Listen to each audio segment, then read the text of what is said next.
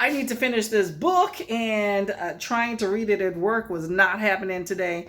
And I need to do something with this head. No, you know I am not going to show you what's underneath this head. Just getting ready for bed, moisturizing my skin. That is definitely important. I'm using this oil moisturizer. This one has natural moisturizers with vitamin A. It's pretty good. I like a good oil moisturizer because it sits on your face a little bit better, at least from my experience, but you do you. I wanted to tell you though about a book that I read. Now this interesting book, Zombie, was recommended or spoke about on Michael Romero Talks Books. Check out his channel. He just seemed really disturbed when he was speaking about this book, and I really wanted to know why. And I kind of see this book is more disturbing to me than scary. It is about a racist sexual psychopath serial killer and how he is obsessed with creating this zombie, which you do via lobotomy. And he read that you basically take an ice pick of some sort and stick it up somebody's eyeball, and they're supposed to be the zombie that you can control and have at your whim.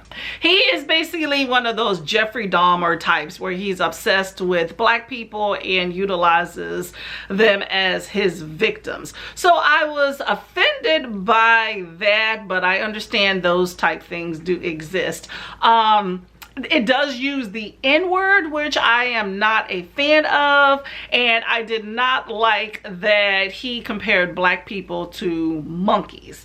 But as far as detailing a serial killer that is going through psychosis, book is definitely on point. It is told in a first-person point of view from the standpoint of somebody with some issues, of course, and so it's erratic and all over the place. It's almost like a schizophrenic talking to you. I do think it's interesting that it talked about how he was able to utilize his white privilege to be able to get away with being this serial killer.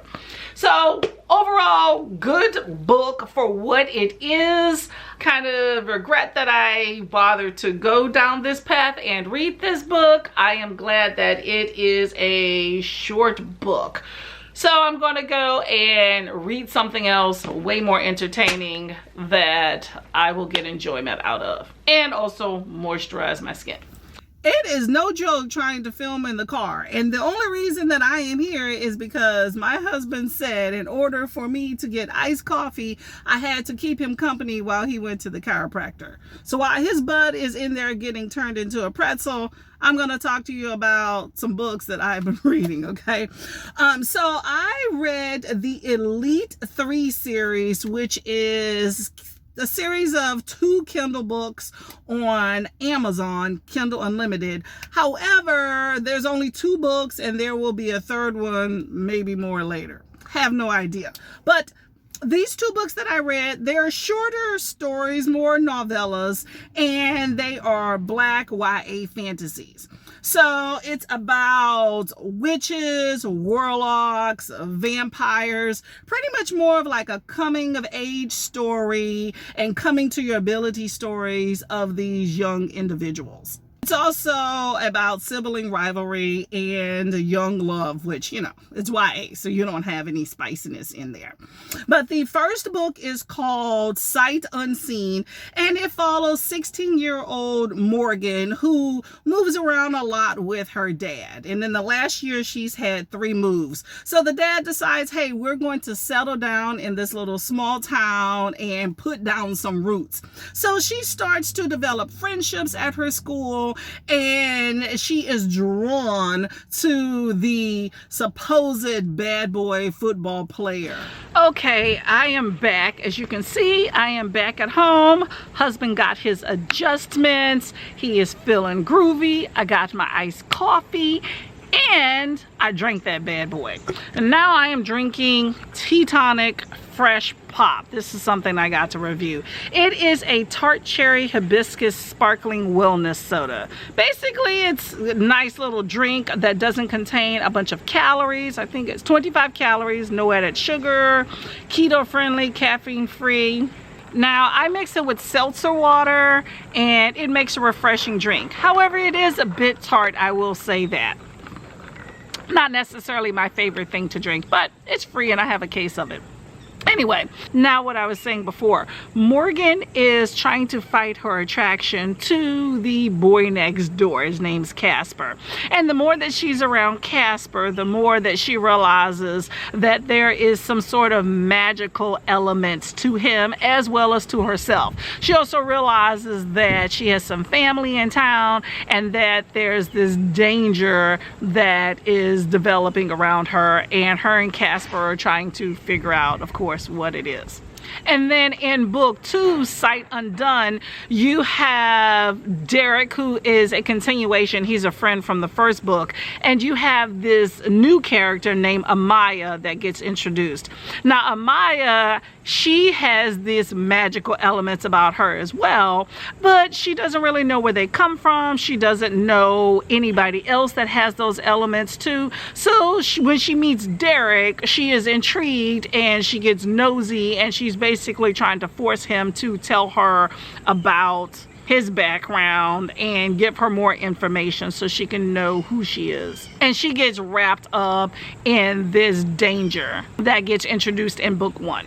Now, I thought the plots of these books were really interesting. I did feel that the action moved too quickly, and I feel like it was like dip in and dip out, so a lot of the details were kind of left with me wanting more. I also felt that the characters, while I enjoyed them, I didn't feel a connection to them or between them for them to have such strong emotions to each other. I liked that everyone was hiding a secret, but it just felt like everybody that they met was wrapped up in this magic, which I felt like was just kind of unrealistic.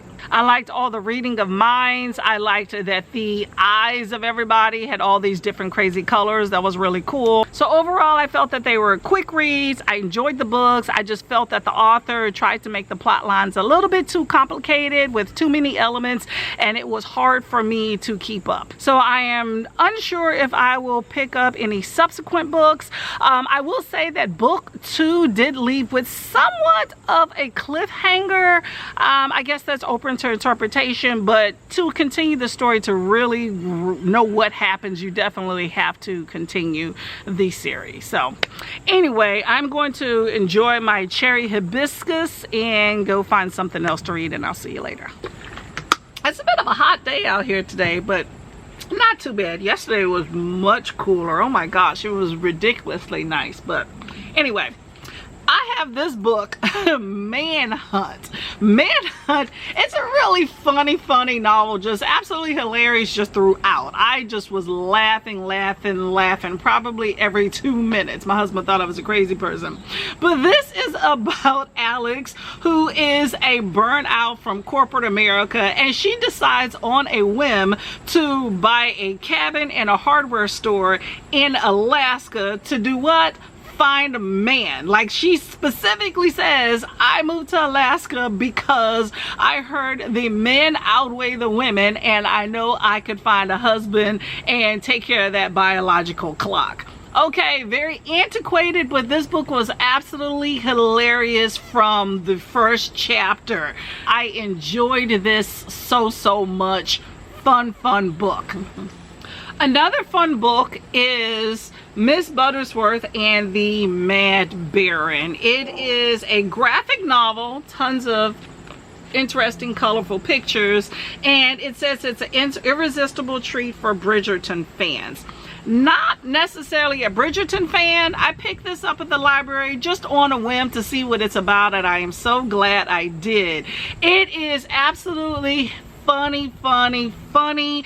It looks very seemingly innocent, This book has death in it. It has deception. It has some sexual references. It basically is about Priscilla, whose family dies of smallpox, and then her mom dies in this very hilarious, very gruesome way. And so she is sent to live with an evil aunt. So she runs away and takes a job as a lady's companion to this rich family. And there's this baron, and he has this evil cousin who wants his fortune. But really good. It's a quick read, although it's a thick book, but I really enjoyed this. And the last book I have, bam!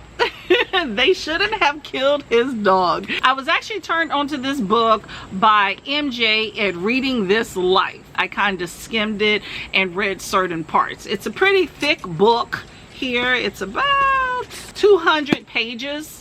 This book is about any and everything John Wick. That franchise is amazing, and I love me some Keanu Reeves. So unless you're living on a rock, then you have heard of the John Wick franchise. But pretty much you have this retired badass hitman for the mafia that has retired and left the game, don't want nothing to do with it. His wife has died. These thugs come and kill his dog and ramshackle his house. He don't take too kindly to that, so he tracks them down and all the other mafia people associated with them and goes on a one-man killing rampage for any and everybody. Absolutely amazing.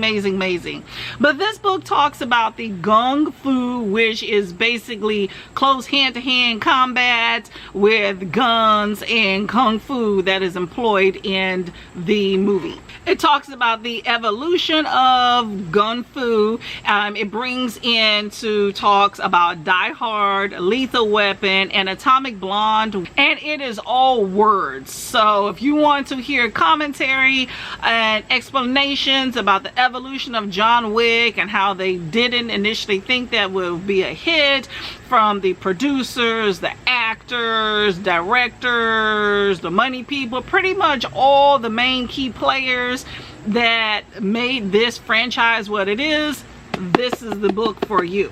Now, I will say that I was disappointed that in the chapter in the beginning that discusses all of the people that are going to be talking about this, that are going to be talking in this book, which included Charlize Theron, who's not even in the book, Bruce Willis from Die Hard, it included Lawrence Fishburne, Keanu Reeves, blah blah blah blah blah. I was disappointed that it did not include Lance Reddick. That is the black guy at the Continental at the counter. To me, he is a pretty pivotal character and had some action in the last movie, yet he was not a person that was profiled in this book. So I was disappointed to see that. And the last thing I will say about this book is that I really liked that each chapter started with a quote from the movie. Fun book if you have some time to read and you really enjoy the John Wick franchise and want something more than just the movies. So that is it for me. I thank you very much for tuning in this week. I am going to stay hydrated and go do some house chores, and I will see you next week.